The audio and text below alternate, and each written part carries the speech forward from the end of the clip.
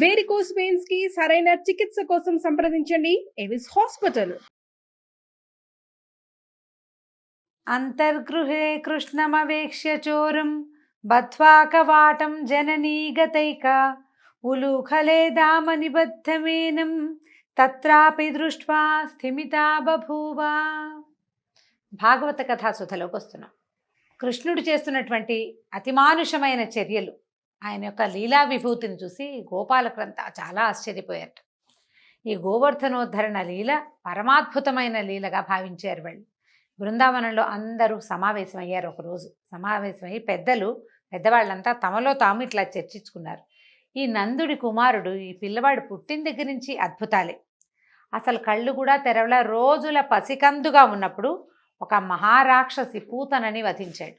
అంత పెద్ద పూతన అట శరీరంతో పడిపోతే దాని మీద పడుకుని దొర్లుతున్నాడు తప్పిస్తే పిల్లాడు ఏడ్చింది లేదు, భయపడింది లేదు. అక్కడి నుంచి మొదలుపెట్టి ఒక బండి దగ్గరకు వస్తే బండిని తన్నేశాడు, తృణావర్తుడిని సంహరించాడు, ఇంకా ఎంతమందో పేర్లు. చాలాసార్లు గోపాలుని రక్షిస్తూనే ఉన్నాడు. కాళీమర్దన లీల హేళగా చేశాడు. గోవర్ధనోద్ధరణ లీల ఇంకా అసలు చెప్పనే వద్దు, పరమాద్భుతమైన లీల. కేవలం చూడబోతే పిల్లాడు చిన్న పిల్లవాడు. ఇంత చిన్నవాడు ఏనుగు తొండంతో పద్మాన్ని లాగినంత తేలికగా పద్మాన్ని పట్టుకుని లేపుతుంది. ఏనుగులు ఏం చేస్తాయంటే చెరువులో కనపడతాయి పద్మాన్ని, ఎంతసేపు పేకలించేస్తాయి, అవి అక్కడ ఉండనివ్వు, దాన్ని ఇట్లా పైకి లేపి పెడతాయి. అంత తేలికగా ఇంత పెద్ద మహాపర్వతాన్ని ఎంత బాగా లేపాడు. ఎట్లా లేపాడు? ఆ లేపిన వాడు రాత్రింబవళ్ళు 7 రోజుల పాటు కదలక మెదలక నిలబడి దాన్ని చేతి మీదే ఎట్లా నిలిపాడు. అదంతా తలుచుకున్న కొద్దీ ఆశ్చర్యంగా ఉంది. ఏమిటి ఈ లీల, ఈ మాయ ఏమిటి? ఇన్ని రకాల పనులు ఒక్క పిల్లవాడు, చిన్నవాడు, చిలిపివాడు, కొంటెవాడు, అల్లరివాడు, దొంగవాడు, ఈ ఇన్ని వాడులతో పాటు మహాద్భుతమైనటువంటి లీలలవాడుగా కూడా ఈ పిల్లవాడు గోచరిస్తున్నాడు. ఎంత అల్లరి చేసేవాడు, అంత అల్లరిలోనూ ఎప్పుడూ నిరంతరము శిష్టరక్షణ కార్యక్రమాన్ని చేస్తూనే ఉన్నాడు. ఏ దశలోనూ ఏ రాక్షసులు, ఏ గంధర్వులు, యక్షులు ఎవ్వరూ గోకులం వైపు కన్నెత్తి చూడనివ్వకుండా చేశాడు. ఓ పాము నోట్లోకి వెళ్ళిన పిల్లల్ని రక్షించటం ఏమిటి? ఆశ్చర్యకరంగా లేదు అని వాళ్ళల్లో వాళ్ళే ఈ జరిగిన ఒక్కొక్క రాక్షస సంహారాన్ని, ఆయన చేసిన ఒక్కొక్క లీలని మనసా పదే పదే స్మరించుకుంటూ ఇది గుర్తుందా అది గుర్తుందా అని ఎన్నిటినో స్మరించుకుని ఆశ్చర్యపోతూ ఉన్నారు. అందులో కొంతమంది ఏమని అడిగారంటే, నందా, ఈ పిల్లవాడు చేస్తున్న మానవాతీతమైన పనులు చూస్తుంటే ఇతను నీ పుత్రుడేనా, లేకపోతే ఎవరైనా మహాత్ముడు నీ పుత్రుడి రూపంలో నీ ఇంట వెలిసాడా అని అనుమానం వస్తోంది. ఇలాంటి మహితాత్ముడు అంటే ఇంత గొప్పవాడు, ఇలాంటి పనులు చేయగలిగేవాడు మానవుడిగా పుట్టాలనుకుంటే ఒకవేళ ఏ చక్రవర్తి వంశంలోనో ఏ మహర్షి సంతానంగానో పుడతారని విన్నాం ఇదివరకు. ఎందుకంటే ఇంతకుముందు రామావతార గాథ విన్నాం. ఈ రామావతార గాథ ఆయన ఏం చేశాడు? చక్రవర్తి సంతానంగా పుట్టాడు. సీతాదేవి జనక రాజర్షికి దొరికింది. విశేషంగా లేవు పుట్టుకలు. మరి అంత విశేషమైన జన్మ ఎత్తాల్సింది పోయి ఈయన అడవుల్లో నివసిస్తూ గోపాలనం చేస్తూ జీవించేటువంటి మన బోటి సామాన్యుల మధ్య పుట్టాలని ఎందుకు సంకల్పించాడో నాకు తెలియటం లేదు. ఇదేమిటి ఈ విశేషం, ఇలా ఎందుకు జరిగి ఉంటుంది అని నందుడిని అడిగారు. అప్పుడు నందుడు ఏం చెప్పాడంటే, గర్గాచార్యుల వారు శ్రీకృష్ణుడి గురించి ఏం చెప్పాడో ఆ మాటలు చెప్పారు. ఈ పిల్లాడు విపరీతమైన కార్యాలు చేస్తాడని, నీకు చాలా పేరు తెస్తాడని చెప్పాడు. అదే ఇది అయి ఉంటుంది. ఇతను సాక్షాత్ భగవంతుడు అవ్వడానికి చాలా అవకాశాలు ఉన్నాయి. ఇంద్రుడు అంతటి వాడిని తిరగొట్టగలిగాడంటే భగవంతుడు కాకపోతే ఎట్లా జరుగుతాయి ఇవి? అంతేగాని ఇతను నా సంతానం కాదేమో, ఎక్కడి నుంచి అయినా వచ్చాడేమో అని నందుడు అనుమానపడలా. తన పిల్లవాడే, తనవాడేవాడు. ఆ పిల్లాడు తన సొంతం, కాకపోతే భగవంతుడు అవుతారు. ఎందుకంటే గర్గాచార్యుల వారు కూడా చెప్పాడు, విశేషమైన కార్యాలు చేస్తారని, మానవాతీతమైన కార్యాలు చేస్తాడు, పిల్లాడు చాలా పేరు వస్తుందని చెప్పాడు. కాబట్టి అదే అయి ఉంటుంది. ఆయన ఇక్కడ పుట్టదలుచుకుని మన ఇంట్లో పుట్టాడు అనుకున్నాను. సరే, అయితే ఇలా రోజులు జరుగుతున్నాయి. వీళ్ళందరికీ ఇతని పట్ల ప్రేమ ఆపేక్షతో పాటు భక్తిభావం పెచ్చు పెరగటం మొదలుపెట్టింది అనమాట గోకులంలో ఉన్న వాళ్ళకి.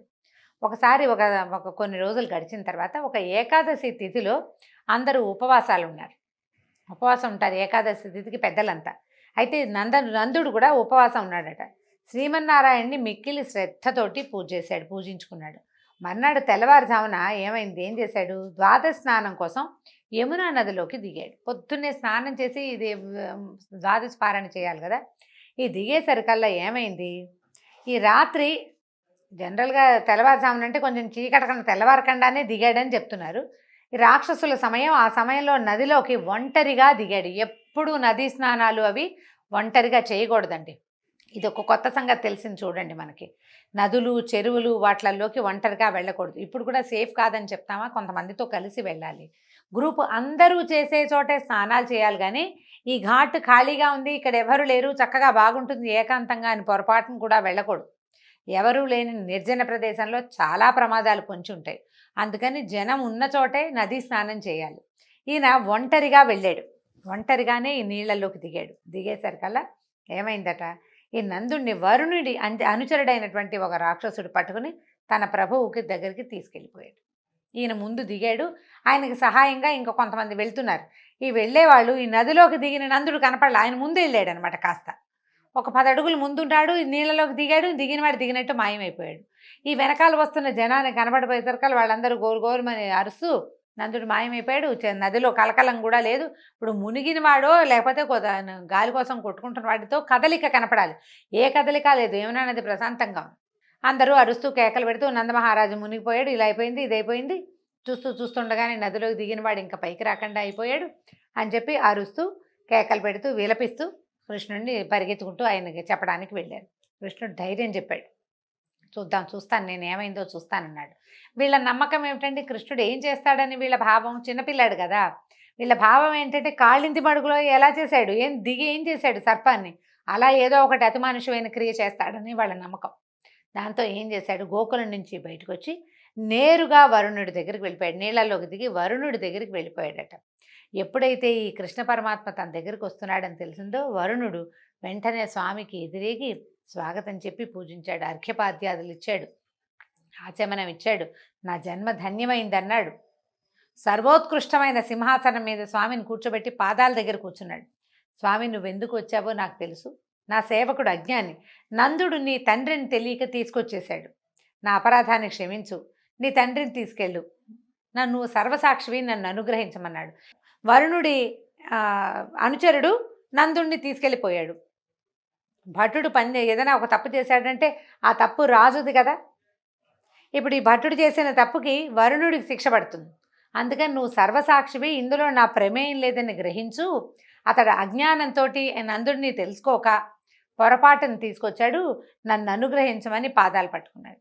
అప్పుడు సరే, నందుడికి బోల్డంత గౌరవ మర్యాదలు జరిగినాయి. వరుణుడి దగ్గర తీసుకెళ్ళినా ఆయన ఏమి బంధించలా, వాళ్ళు గౌరవించారు ఇతోధికంగా.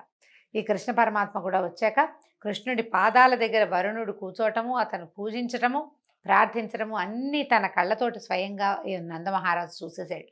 చూస్తూ ఉన్నాడు తన కుమారుడికి ఎంత గౌరవం జరుగుతోందో.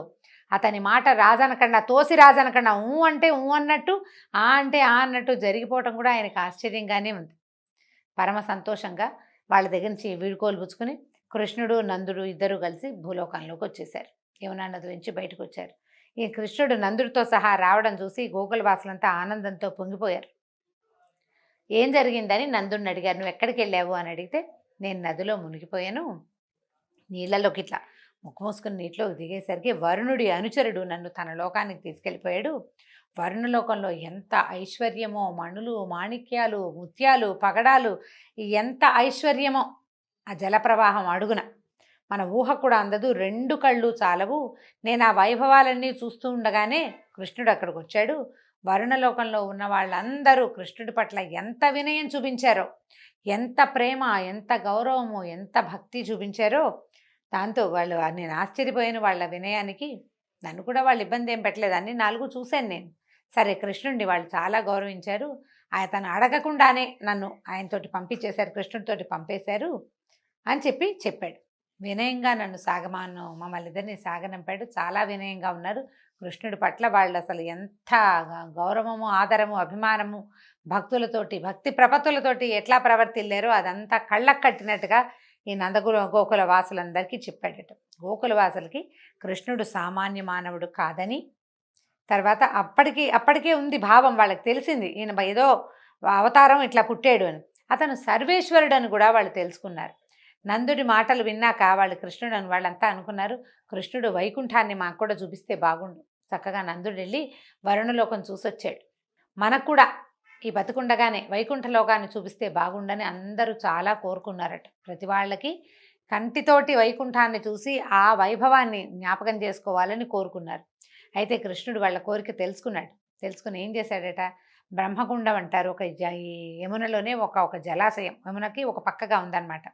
అందులోకి తీసుకెళ్ళి మీరందరూ అందులో మునిగండి అని చెప్పాడు. ఈ మునిగారట వాళ్ళు, పెద్దవాళ్ళంతా మునిగేశారు కదా. ఆ మునిగి నీళ్ళల్లో ఉన్నంతసేపు వాళ్ళకి వైకుంఠం కనపడింది. వైకుంఠ దర్శనం చేశారు. అక్కడ సమస్త దేవతలు శ్రీమన్నారాయణ్ణి సేవించడం చూశారు. వేదాలు రూపం దాల్చి స్వరూపాలతోటి, వేదం అంటే పుస్తకంగా కాదు, వేద రూపంతో స్వామిని స్తుతించడం కనపడింది. అట్లా వైకుంఠ వైభవాన్ని ఆశ్చర్యచకితులై అసలు దాంట్లో మమేకం అయిపోయారనమాట. మడుగు నుంచి పైకొచ్చారు. చాలాసేపటికి ఎప్పటికో వచ్చాక తమ మామూలు పరిసరాలే కనపడ్డాయి.